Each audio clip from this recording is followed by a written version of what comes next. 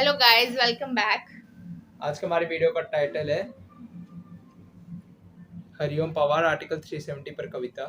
तो guys video start करते हैं। उससे पहले अगर आपने हमारी वीडियो को हमारे चैनल को सब्सक्राइब नहीं किया तो नीचे सब्सक्राइब के बटन और बेल आइकन को प्रेस कर दीजिए, जिससे कि अगर हम कोई भी न्यू वीडियो पोस्ट करें तो उसका नोटिफिकेशन आपको मिल जाए। अगर आपको वीडियो पसंद आए तो लाइक कीजिए, शेयर कीजिए, कमेंट कीजिए। So let's start guys. जब कच भारत के नारे थे गुलमर्गा की गलियों में, शिमला समझौता चलता था बंदूकों की नलियों में, तो केवल आवश्यकता थी हिम्मत की, खुददारी की। 56 इंची सीने से ही आशा थी दमदारी की, 56 इंची सीने से ही आशा थी दमदारी की। संविधान को बदल दिया है, घाटी गैर नहीं होगी। जहाँ तिरंगा नहीं मिलेगा उनकी खैर नहीं होगी, जहाँ तिरंगा नहीं मिलेगा उनकी।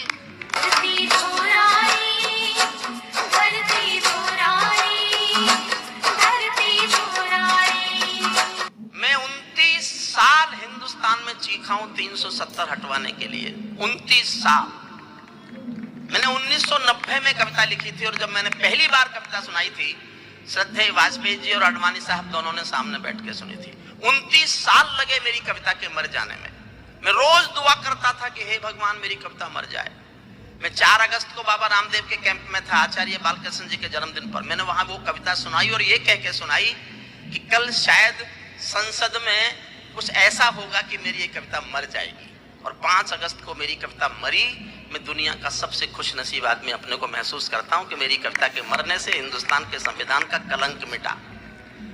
मैंने कुछ भी नहीं बदला उसमें, केवल एक शब्द बदला है। आपको ऐसा लगेगा ये कविता 6 महीने पुरानी ही है, 1 साल पुरानी ही है, लेकिन मैं सच बोल रहा हूं 29 साल पुरानी कविता है और मैंने केवल एक शब्द बदला है। उसमें है शब्द को था किया है। मैं कोटा बहुत दिन बाद आया हूं, 4 साल बाद, तो मैं उस कविता को सुनाने का मन है। उसके बाद में एक कविता मेरे मन से सुनाऊंगा छोटी सी, कि ये पड़ोसी इतना होने के बाद भी कभी कहता है मेरे पास पाव भर के बम है, कभी कहता है छटांग भर के बम है, कभी कहता है एटम बम है, कभी कहता है ये डरता क्यों नहीं है, ये डरे कैसे, उसके लिए मैं कविता सुनाऊंगा। मन से बैठ जाइए, सुन लीजिए। मैं पहले ये सुनाता हूँ, जल्दी जल्दी सुना देता हूँ, छोटी करके सुना देता हूँ, केवल 5 मिनट में। जो मैं 29 साल चीखा, ये मेरी 29 साल की चीख थी, जो एक ऐसी सरकार ने सुनी जिस सरकार से आशा करता था ये देश कि शायद ये सरकार सुन लेगी। क्या बात है, वाह वाह। कश्मीर जो खुद सूरज के बेटे की राजधानी थी, डमरू वाले शिव शंकर की जो घाटी कल्याणी थी, कश्मीर जो भूमंडल का स्वर्ग बताया जाता था, जिसकी मिट्टी को दुनिया में अर्घ चढ़ाया जाता था, कश्मीर जो भारत माता की आंखों का तारा था, कश्मीर जो लाल बहादुर को प्राणों से प्यारा था, कश्मीर वो डूब गया था अंधी गहरी खाई में, फूलों की घाटी रोती थी मरघट की तन्हाई में, फूलों की घाटी रोती थी मरघट की तन्हाई में। ये अग्नि गंधा मौसम मलबेला था, गंधों के घर बंदूकों का मेला था। मैं भारत की जनता का संबोधन हूँ, आंसू के अधिकारों का उद्बोधन हूँ, इसीलिए दरबारों को दर्पण दिखलाता फिरता था, इसीलिए दरबारों को दर्पण दिखलाता फिरता था।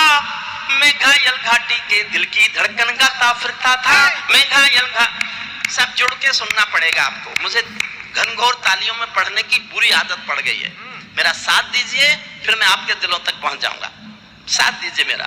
हमने नारों में गाया था सब कश्मीर हमारा था, जब जब भी छू कर देखा हिम चोटी में अंगारा था। कश्मीर था जहां तमंचे थे केसर की क्यारी में, कश्मीर था जहां रुदन था बच्चों की किलकारी में, कश्मीर था जहां तिरंगे झंडे फाड़े जाते थे, 47 के बंटवारे के घाव उघाड़े जाते थे, कश्मीर था जहां हौसलों के दिल तोड़े जाते थे, खुदगर्जी में जेलों से हत्यारे छोड़े जाते थे, खुदगर्जी में जेलों से हत्यारे छोड़े जाते थे। अपहरणों की रोज कहानी होती थी, धरती मैया पानी पानी होती थी, झेलम की लहरें भी आंसू लगती थी, गजलों की बहरें भी आंसू लगती थी। मैं आंखों के पानी को ललकार बनाता फिरता था, मैं घायल घाटी के दिल की धड़कन गाता फिरता था, मैं घायल। एक छंद और सुनना, कश्मीर देखना कैसे हालात हो गए थे।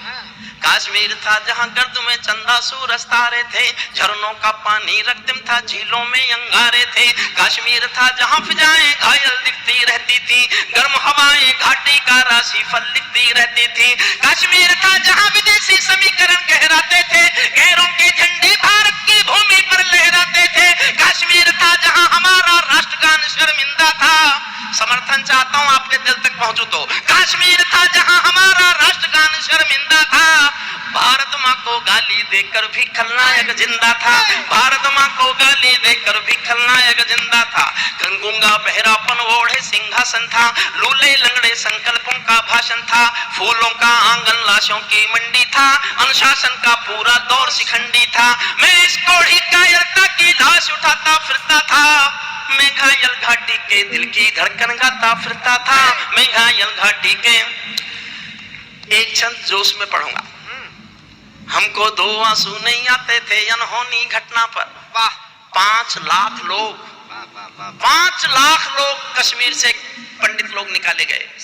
उनकी संपत्ति छीनी गई। उनके मां बहन बेटियों के साथ बलात्कार हुए, हत्याएं हुई। अपने दिलों पर हाथ रखकर सोचना, हिंदुस्तान में 70 सालों में इससे बड़ी कोई मॉब लिंचिंग हुई थी क्या?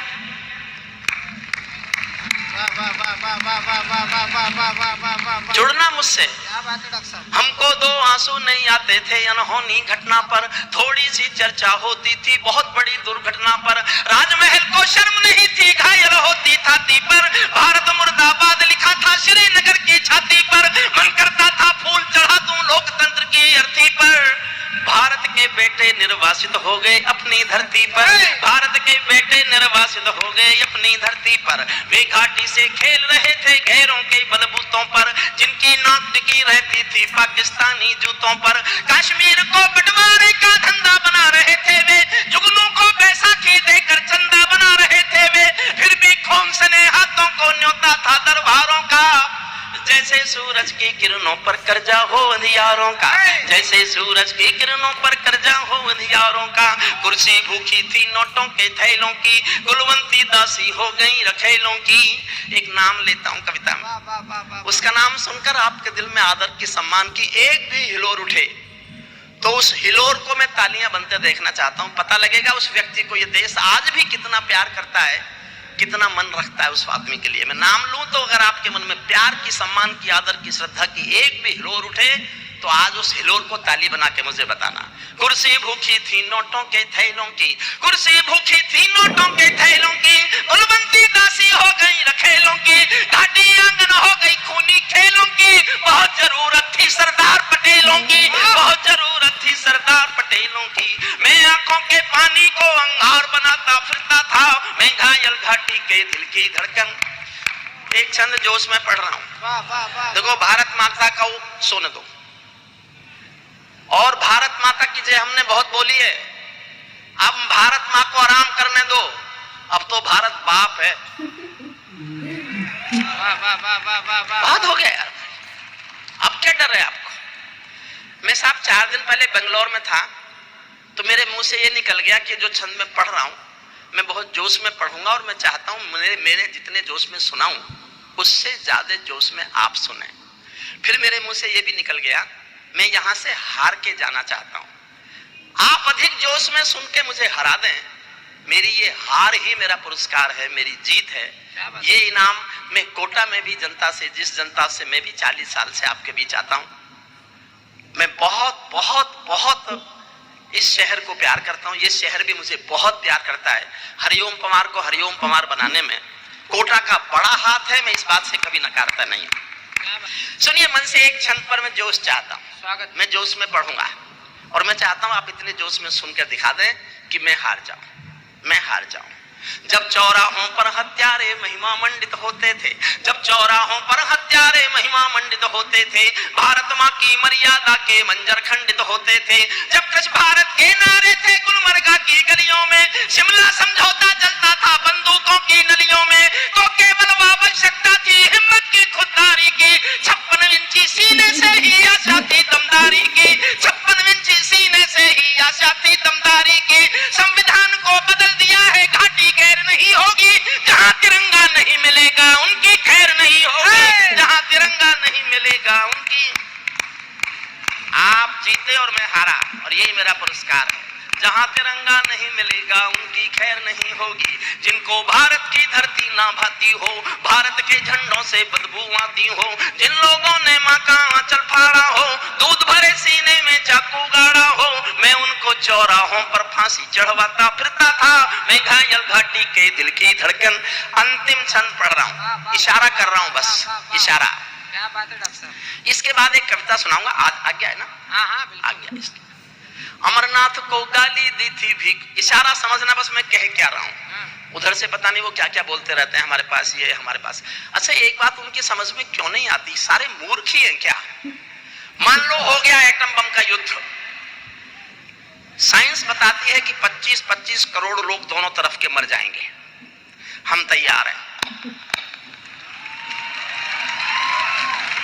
तुम तो बचोगे ही नहीं, जो हमारे बचे हुए वहां जाकर रहेंगे ना, तो फिर जनसंख्या कानून बनाने की जरूरत, वैसे ही कम ऐसे ही हो जाएगा। लेकिन मेरा इशारा समझना साहब।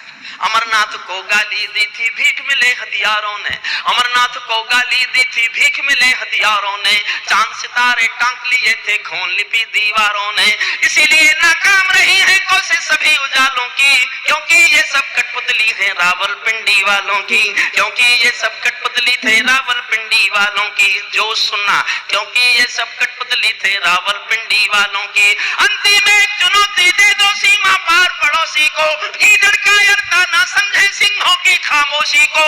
हमको अपने खट्टे मीठे बोल बदलना आता है, हमको अब भी दुनिया का भूगोल बदलना आता है, हमको अब भी दुनिया का भूगोल।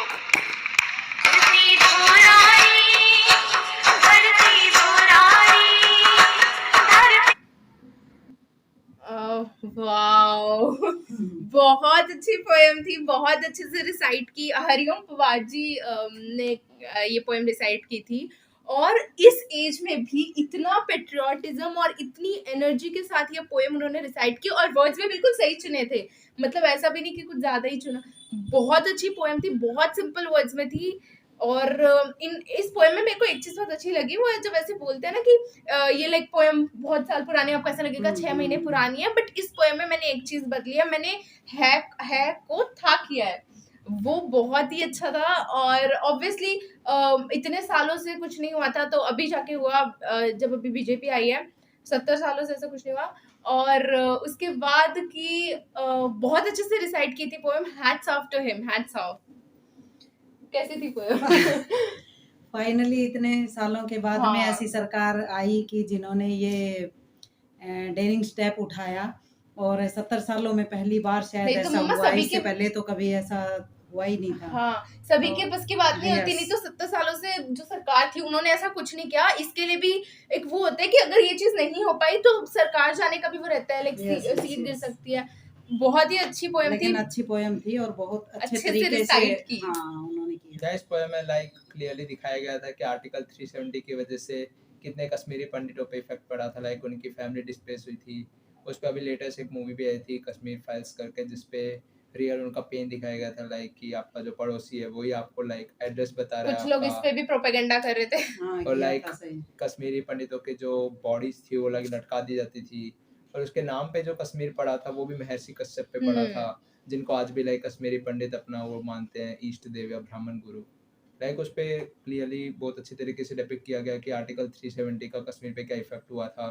और पीछे से केस भी आया था, लाइक एक सोल्जर जो था वो एक डेड बॉडी लाइक उसकी बांध के लाया था टेररिस्ट की गाड़ी पे, जब उन पे स्टोन पैटलिंग रोक दी गई थी, पर उस पे केस किया गया था। तब बैम्बू मुफ्ती ने कुछ बीच में इंटरवीन करके उस पे एक्शन लेने को कहा था आर्मी को, मगर आई थिंक शायद कोर्ट मार्शल से ऑब्वियसली ऐसा होना चाहिए। जब कोई तुम पे स्टोन पेल्टिंग कर रहा है, पहली बात तो हमारी आर्मी कोई बंदूक नहीं चलाती, अगर किसी एक दो कोई ऐसा कुछ हो जाए तो सभी भाग जाएंगे, बट ये है कि वो नहीं चलाते। अब अगर वो गाड़ी के सामने उसमें भी कुछ लोगों को प्रॉब्लम हो रही है तो पर ठीक है, हमने जो इम्प्रूवमेंट्स हुई आर्टिकल 370 के बाद हमने पिछले वीडियो में कवर किया, आप गाइस नीचे डिस्क्रिप्शन में लिंक होगा, आप उस पर क्लिक कर सकते हैं। उसमें हमने बहुत अच्छे से 370 के बाद जो चेंजेस हुए कश्मीर में, वहाँ के लोगों को, वो सब हमने कवर किया है। एट लास्ट पोएम बहुत अच्छी थी, कवि बहुत अच्छे थे जिन्होंने गाई, इतनी उम्र, मतलब मैं तो अमेज हूँ कि इस एज में उन्होंने इतनी एनर्जेटिक पोएम गाई है, जोश से सब कुछ बिल्कुल बहुत अच्छी पोएम थी गाइस। बस तो गाइज इस वीडियो के लिए इतना ही। अगर आप को हमारी अगली वीडियो देखनी है तो प्लीज सब्सक्राइब करिए, जब तक शेयर एंड लाइक शेयर। जय हिंद।